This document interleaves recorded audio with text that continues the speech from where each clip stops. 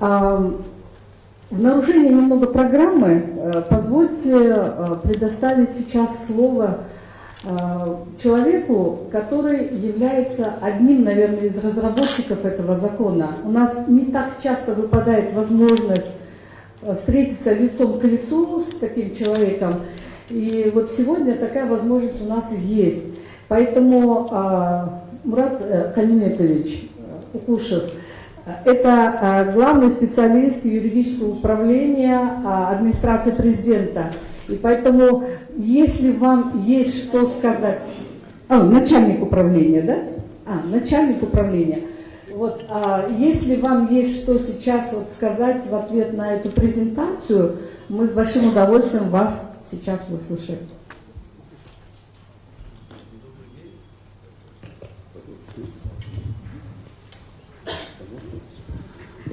Добрый день, уважаемые участники круглого стола. Значит, вы знаете, вот, я начальник правового обеспечения администрации президента Кыргызской Республики и, конечно, являюсь одним из разработчиков этого законопроекта. Ну, во-первых, я должен сказать, что этот проект закона был вывешен для общественного обсуждения. И, конечно, те предложения, которые поступают, критические предложения, которые поступают, мы принимаем к сведению, и в настоящее время проект закона с учетом конкретных замечаний, а не огульных вот этих вот критики, огульной, черной такой критики, которая идет, мы дорабатываем проект закона.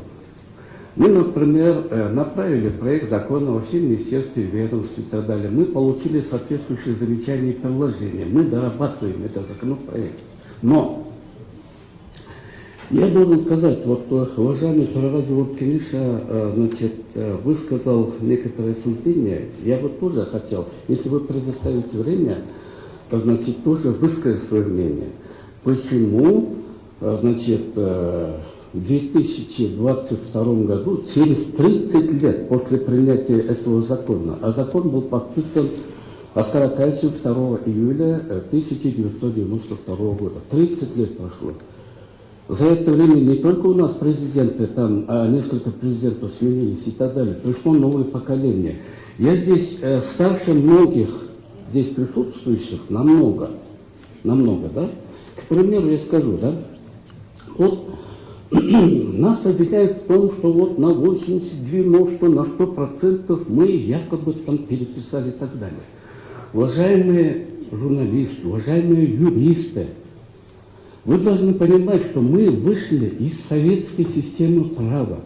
С 1958 года у нас в Советском Союзе существовали, значит, принимались Верховным Советом СССР, принимались так называемые основы законодательства по различным сферам, значит, правоотношений. Да? Например, основы гражданского законодательства, основы земельного законодательства, основы, значит, уголовного и так далее, и так далее. И вплоть это продолжалось до 1991 года. В 1991 году мы стали, значит, членом Содружества независимых государств. Начиная с 1992 года, значит, Межпарламентская ассамблея, значит, СНГ принимает так называемые модельные законы СНГ. Если вы не знаете, вы можете открыть сайт Межпарламентской ассамблеи и посмотреть. За 30 лет принято несколько сотен таких модельных законов, в том числе модельные законы, значит, которые регулируют правоотношения в сфере средств массовой информации. И говорит о том, да, конечно, значит, в советское время все 15 союзных республик на 90%, или может быть, да, 99% переписывали основы законодательства СССР по различным, значит, отраслям права. Но это не означает, что в настоящее время вот эти вот модельные законы СНГ, что они направлены на унификацию. Дело в том, что это делается для того, чтобы, значит, система права у нас, как вы знаете, начало нашей системы права и советская, и наша действующая берет в континентальную систему права, то есть кодифицированную систему права. Законы. У нас есть прецедентная система права, да? Как в Соединенных Штатах или Великобритании. И вот то, что мы берем, а модельные законы вот эти вот разрабатываются, значит, институтом законодательства при Государственной Думе, при, значит, правительстве Российской Федерации и так далее. И мы должны четко знать, что там сосредоточено, да, действительно, вот, значит, с точки зрения уровня развития, значит, юридической науки и так далее, мы, значит, отстаем. И мы, да, берем. А кто нам так может... Секундочку, можно? Понимаете, во всей презентации GLDS, вот то, что это на 80%, на 90% это закон Российской Федерации, это не самый большой грех этого закона. Давайте на нем не будем долго останавливать свое внимание. А вот она назвала много других вещей. Вот по ним что вы можете сказать? По ним я скажу таким образом. Значит, по многим нормам этого законопроекта от Министерства ведомств поступили конкретные предложения, новые редакции. Понимаете, да? К сожалению, да, я, значит, с утра до вечера каждый день изучаю все критические замечания, которые публикуются в средствах массовой информации.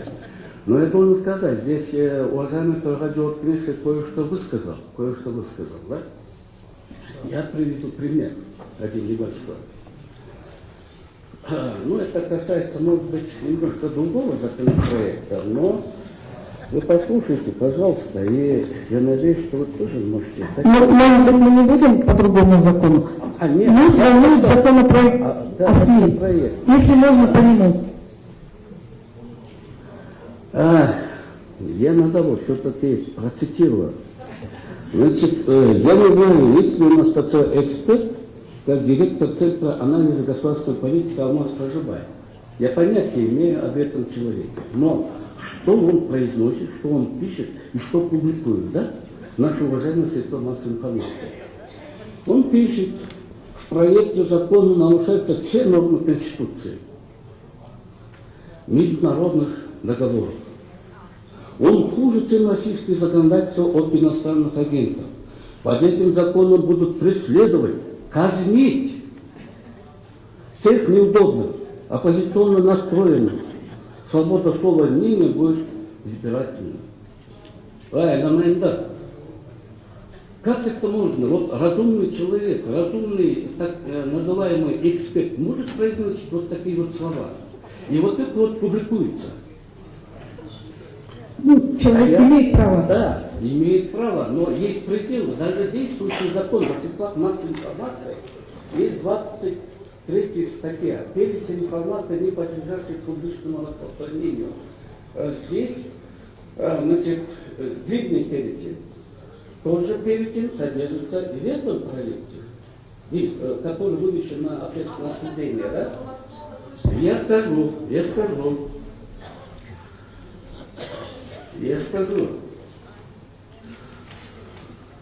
Я имел честь, я достал журналистов настоящих, да, я достал настоящих средства массовой информации, которые занимались анализом и так далее и тому подобное. То, что сейчас публикуется в настоящее время, да, речь идет о защите информационной безопасности, о защите национальной безопасности Казахстана. Вы понимаете, да? Вы знаете, что случилось в Сирии, в Ираке в 11, 12, 13, 14 до 15 года, да, и так далее. Государство имеет право защищать информационную безопасность, защищать национальную безопасность и так далее. Ссылаются на международные договоры. А я вот зачитаю эти международные договоры. Антон Медович, вот по конкретному пункту, допустим, усложняется процедура регистрации, перерегистрации. Конкретно поэтому можете что-то сказать? Конкретно что? Расплывчатые формулировки. Вот были высказаны вполне конкретные замечания по законопроекту. Если к нам поступит, значит, редакции новые, да? Редакции. Они просто если вместо так называемых расплывчатых формулировок нам дадут конкретные редакции, мы с удовольствием это возьмем. Мы учтем эти редакции. Но ведь просто голая критика идет. Противоречит всем нормам Конституции. Да каким нормам Конституции противоречит? Никаких норм. Ну, это, может быть, данный гражданин так сказал. Вот многие из присутствующих здесь отправили в администрацию президента свои предложения. Там вполне конкретные по пунктам, по Все, что статьям. поступает, я скажу, все, что поступает к нам, мы учитываем. Мы учитываем. И говорить о том, что мы не принимаем там и так далее, это неправильно. Но если только в том случае, если конкретные предложения, новые редакции и так далее, а вместо вот такой вот критики, оголтелые, ничем не обоснованные. Мурат Аниметович, сіз айтып атпайсыз сунуштарды так мындай конкреттүү сунуштарды биз эске алып атабыз. Ошол боюнча маалыматты мындай жарыяласа болобу? Мисалы берип аткандар Ну, да, это долго окончательный видео будет отработан, да, но еще раз нужно вывести. Если ошол түшкөн сунуштар кошо жарыяланабы? с учетом всех поступивших замечаний и предложений. Мындай пикир болуп атат да, мүмкүн бирөөлөр сунушун берди, бирок ошо меники эске алынды жокпу, биз ошону билбей атпайбызбы? Законотворческая деятельность всегда имеет 100% сунуштарды кабыл алууга болот. Есть обоснованные предложения, обоснованные, которые соответствуют. Аларды кабыл алабыз. Белгиле. Коллеги, давайте вот не превращать это в такой базар. Я так понимаю, что мы конкретно уже перешли в панельную дискуссию. И поэтому, наверное, перейдем, да? Вот Джилдыс, которая презентовала этот законопроект, у нее есть какие-то комментарии. Да, Джилдыс, слово. Мурат Каниметович, при всем уважении, я бы вот хотела у вас спросить. Вот вы юрист, я юрист. Мне просто интересно, как вы можете растолковать пункт 8 вот, в статье 4, который указан? Вот как мы, юристы или не юристы, могут понять, как можно растолковать эту норму? Спасибо. Особенно иных технических приемов. Что это такое? Какие приемы? Какие приемы? Речь идет о скрытой записи. Понимаете? Ближе к микрофону, пожалуйста. Здесь никаких иных толкований не может быть. Здесь правильно все расписано. И использование скрытых ставок и иных технических приемов и способов, воздействующих на подсознание людей. Что здесь непонятно? А может быть, Если в общем-то, все вы непонятно. возражаете против этой нормы, ради бога, дайте норму. Нет, я просто хотела узнать у вас, ваше толкование. Как вы это понимаете? Вот, ставки, воздействующие на подсознание людей, что это? Ну вот честно. Или что за такие способы, которые влияют на здоровье людей? Вот, что это за способы у журналистов, к примеру? Не нужно делать вид, что не понимаете. Послушайте, это непонятно же. Ну как это непонятно? Ну, пример тогда приведите, о чем это речь? Вот, к примеру, да, значит, первый пункт. К микрофону, пожалуйста. Возьмите пункт первый, да? Нет, речь идет, я просто... Восьмой пункт говорят. Ага. 8. Кто может объяснить? Там все прописано русским языком, все правильно и конкретно. Мы вот просим вас же объяснить, потому что мы не поняли все. Понимаете, вы один из разработчиков. Мы здесь не обвинять вас пришли, а мы пришли понять какие-то нормы. Вы, наверное, что-то подразумевали под этим. Мы это не очень понимаем, поэтому мы хотим развеять эти сомнения. Если вы нам дадите толковое обоснование, может быть, мы и согласимся, кто знает. Просто послушайте, пожалуйста. Речь идет вот о чем, да? Значит, я надеюсь, молодежь когда-нибудь смотрели фильмы, может быть, про Великую Отечественную войну, про Вторую мировую войну, и знают, кто такой Йозеф Геббельс. Это гитлеровский министр пропаганды, известный в истории человечества классик пропаганды, творческое наследие которого востребовано и по сей день. Вот основные принципы гитлеровской пропаганды. Пропаганда должна воздействовать больше на чувства, чем на разум. Помимо белой, правдивой информации, необходимо использовать серую, то есть полуправду, и черную, откровенную ложь. Мы добиваемся не правды, а эффекта. Если вы произнесете достаточно большую ложь и будете его повторять, то люди в итоге в нее поверят. Четвертый принцип. Ложь, которую повторяют 1000 раз, становится правдой. Пятый принцип этой пропаганды, которым руководствуется осознанно, может и неосознанно, не знаю. Чем чудовищная ложь, тем охотнее в нее верят, и тем быстрее она распространяется. Вот, уважаемые журналисты, я всех вас уважаю. Я тоже пишущий человек. У меня в интернете гуляет более 200 статей и так далее. По всем вопросам, связанным со строителем государства, с конституционным правом и так далее, и так далее. Но по уровню свободы слова, многие из вас прекрасно понимают это, но другое дело, что об этом не говорят. Мы обогнали давным-давно и государство Евросоюза, и сами Соединенные Штаты Америки. Если вы хотите, да, вот здесь улыбаются, смеются там и так далее. А вы почитайте.